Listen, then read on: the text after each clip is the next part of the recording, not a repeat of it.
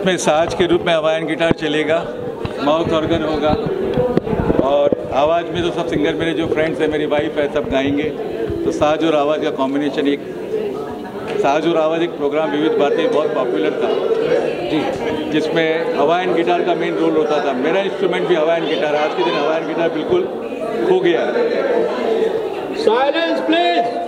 खास प्रोग्राम रखा गया, कुछ बताना चाहेंगे इस और नाइट के बारे में? आज साज और आवाज़ एक विविध भारती पे बड़ा पॉपुलर प्रोग्राम था। आज के 30 साल पहले जब मैं गिटार सीखता था, बजाता था, प्रोफेशनली प्ले करता था, उस समय हवाइन गिटार पे ही सिर्फ साज और आवाज़ हुआ करता था, बाकी सब इंस्ट्रूमेंट का 10-5% होता था।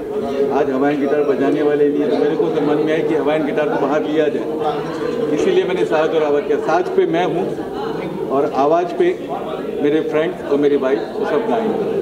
और ज़रा कुछ अगर नेम आप लेना चाहें, नाम लेना चाहें अपने दोस्तों का जिनकी सुरीली आवाज़ को आज रात में सुन पाएंगे?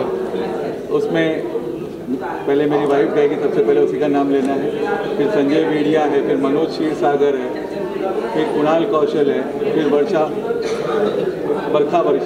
है, बरखा पीछा जी। और गेस्ट में कौन कौन आने वाले हैं यहाँ पर आज? पॉलिटिकल नाम भी हमें बताएंगे। गेस्ट में मंगल प्रभात जी आएंगे, राज पुरोहित जी आएंगे और दिलीप सेन जी आएंगे, अतुल शाह जी आएंगे और आलमगीर जी आएंगे और भी वेरियस गेस्ट तो आने वाले हैं। रेस्ट अभी थोड़ी एक्साइटमेंट में भूल गया। सुनील सर, ज़रा गानों की अगर बात की जाए तो कौन कौन से गाने हैं जिनका सिलेक्शन हो गया है, जो आज गुनगुनाए जाएंगे या जिनके परफॉर्मेंस हम देख पाएंगे? मेजॉरिटी गाने जो होंगे वो रेट्रो ही होंगे, मोस्टली 85 के पहले के होंगे। एक गाना नया पर्पजली दिया गया है कि नया गाना भी इस पर कैसे आता है, उसके हिसाब से। एक मिनट, साइलेंस प्लीज। शो से जुड़े हुए हैं जिन्हें आप थैंक्स करना चाहो तो प्लीज सर। तो सबसे पहले मेरी टीचर मिसेस पुष्पा महात्रे, राज नायक जो ऑर्गेनाइज किया, संजय बेड़िया जिनका इतना मोटिवेशन रहता है, फिर मेरी फैमिली और मेरे दोस्त, इनका सबका इतना प्यार है कि इनका 1.5 साल से बार बार चले आ रहा था कि आप प्रोग्राम कीजिए, प्रोग्राम कीजिए, प्रोग्राम कीजिए।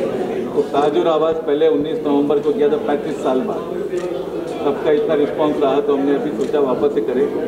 मैं प्रेसिडेंट हूँ, थोड़ा सा इसलिए बहुत डिले हो गया। रोटरी प्रेसिडेंट की तो बहुत जिम्मेदारियाँ थी।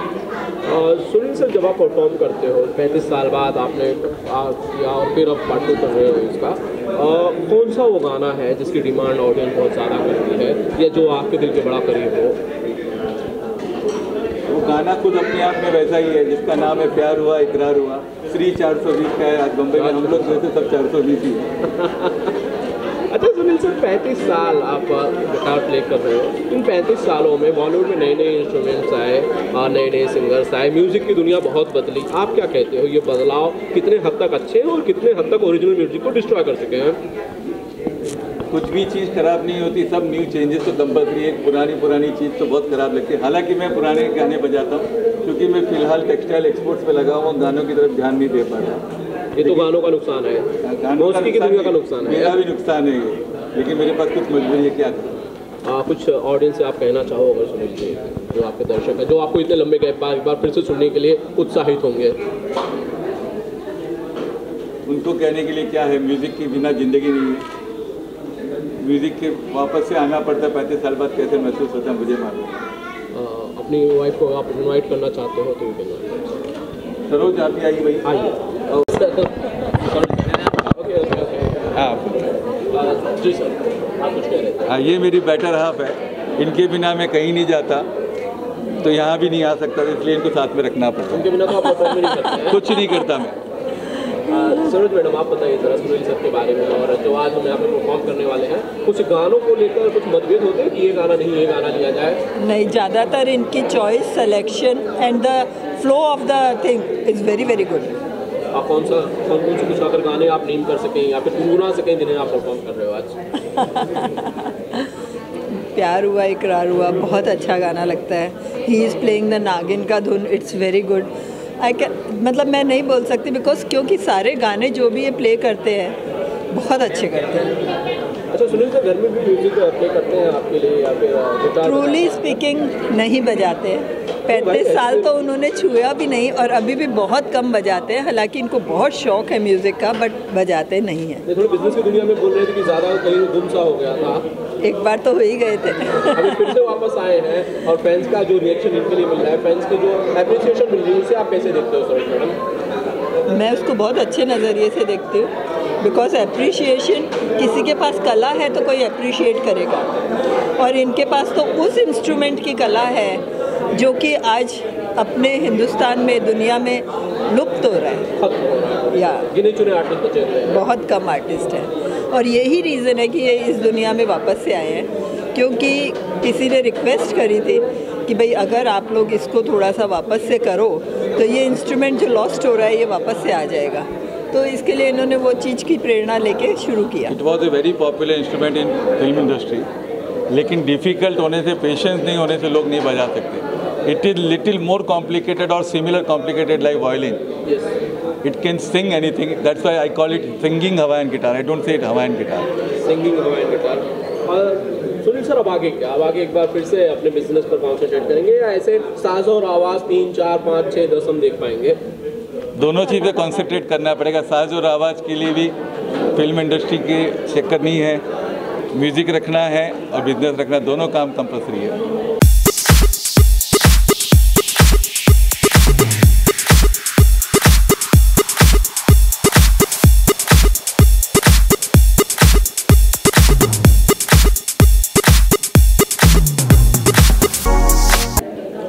मैं समझता हूं कि शुरुआती दौर में जब हम नए नए संगीतकार बने थे तो उस वक्त हवाइन गिटार का काफ़ी प्रचलित था, और जैसे जैसे ये कीबोर्ड आ गया तो हवाइन गिटार अभी लोगों को याद भी नहीं है कि ये इंस्ट्रूमेंट है कि नहीं है। और मैं सुनील साहब को बहुत ही बधाइयाँ देना चाह रहा हूँ, क्योंकि मेरे यहाँ रिश्ते काफ़ी हैं, वैसे हमारे दामाद भी लगते हैं। और सबसे बड़ी खुशी की बात यह है कि इन्होंने एक ऐसा साथ चुना है जो मुझे लगता है कि इंडस्ट्री से तो गायब होते ही जा रहा है, मगर इन्होंने हिम्मत करके अपने बिजनेस वगैरह करने के साथ साथ इसको भी कायम रखा, तो ये बहुत बड़ी बात है।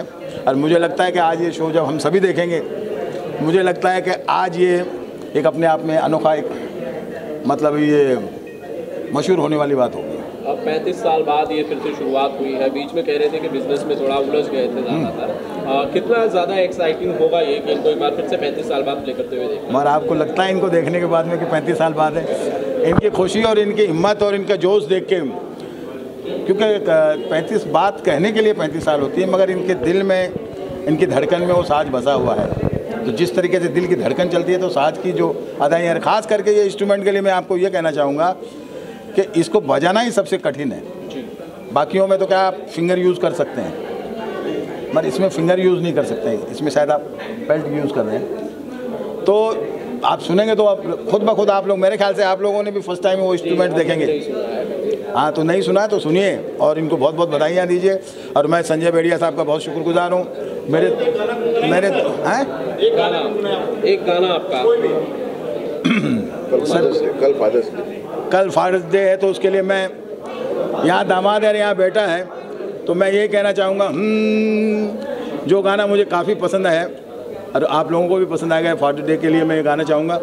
पापा कहते हैं बड़ा नाम करेगा, बेटा हमारा ऐसा काम करेगा, होठों पे बस तेरा नाम है, तुझे चाहना मेरा काम है। बहुत बहुत धन्यवाद। क्योंकि मैं अपने आप को नहीं सुनाने आया हूँ, मैं आज सुनील जी को खास सुनाऊंगा। आपको भी सुनेंगे, ऐसे नहीं है। संजय बेड़िया जी के बारे में क्या कहेंगे, कैसे इनको गाना सिखाया? जी हाँ, मैं ये भी कहना चाहूँगा कि मेरे साथ जैसे एक फिल्म आई थी ना, मेरे दो अनमोल रतन, के रविशंकर जी की मैंने पहले फिल्म की थी, तो मेरे आज इस फंक्शन में 2 अनमोल रतन हैं, एक संजय बेड़िया जी और एक सुनील जी। और मैं बताऊँगा, एक साज के माहिर हैं तो दूसरी आवाज़ के, तो ये एक तरफ साज है मेरे, एक तरफ आवाज़ है, और इनका दोनों का जादू देखेंगे। बेड़िया जी को भी मैं यही कहना चाहूँगा कि संजय जी ने अपने कामों में मशरूफ़ रहते हुए भी इन्होंने हमारी लाइन को चुना, इन्होंने फिल्मों में फाइनेंस किया, फिल्में प्रेजेंट भी की, उसके साथ साथ अपने गाने का शौक़ काफ़ी रखा।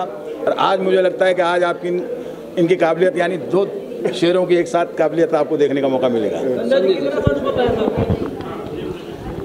ये तो लोग और आप तय करेंगे ये कितना सच कह रहे हैं, पर ये एक बात सही है कि दिलीप सेन मुर्दे से भी गाना गवा सकते हैं। तो मैं मुर्दा नहीं हूँ, मैं जिंदा हूँ। मुर्दे को भी धुन सिखा सकते हैं। ये ऐसे व्यक्ति हैं इंडस्ट्री के अंदर, इसलिए मैं इनका बहुत बहुत आभारी हूँ। ये मेरे हर फैमिली फंक्शन में ये पिता समान है। मेरे हर दुख हर सुख हमेशा मेरे फंक्शन, मेरे परिवार, मेरे और सुनील जी मेरे जवाई हैं। और और आज हम गेस्ट नहीं हैं, आज हम होस्ट हैं। मैं और दिलीप जी ने नक्की किया कि हम आज होस्ट का काम करेंगे, आज हम गेस्ट वाला काम नहीं करेंगे। सरोज कम यार, मैं आपको ये कहता हूँ, सरोज कृष्णा, अगर आप लोगों ने मेरा म्यूजिक सभी ने सुना है और मेरे म्यूजिक में कभी अभी तक ऐसी कोई बात नहीं आई जो मैं कभी झूठ कहता हूँ। सरोज तो मेरी भतीजी आ गया, अपनी हमारी बिटिया आ गई है। तो मैं इनको भी, बिटिया को भी बधाई दे रहा हूँ। थैंक कि यू। आज मतलब बहुत बड़ा दिन है मेरे लिए। मैं वैसे कहना चाहूँगा कि आज हम लोगों की ईद है, तो मेरे लिए एक नहीं दो ईद है। और इस ईद के मौके पे मुझे 2 चांद नजर आ रहे हैं। एक चांद मेरे इधर है और एक चांद मेरे इधर। सूरज के साथ में ऐसा है कि मैं इस फंक्शन में होने का कारण सरोज और सुनील जी। सरोज मेरी भतीजी है, इनके फादर सांवरमल सराफ, और मैं बहुत छोटा हूँ उनसे भाइयों के अंदर, पर हम दोनों का बहुत प्रेम है। और मैं और दिलीप जी और हमारा पूरा परिवार इनके परिवार के संग जुड़ा हुआ है। ताकत के साथ हम इनके साथ रहेंगे, हमेशा रहेंगे, कला के साथ हम हमेशा रहेंगे। और आज हम होस्ट हैं, आज होस्ट वाला काम करेंगे हम। ठीक है पूजा जी, कुछ तो वाकई सुनाना पड़ेगा संजय। मैं भी यही, कल फादर्स डे है, मुझे गाना ही था। ये एक छोटी सी लाइन थी, है ना। पापा कहते हैं बड़ा नाम करेगा, तू तो एक नंबर का लफड़ेबाज बनेगा, मगर ये तो कोई न जाने है मेरी मंजिल है कहाँ। गाना बजाना। Thank you.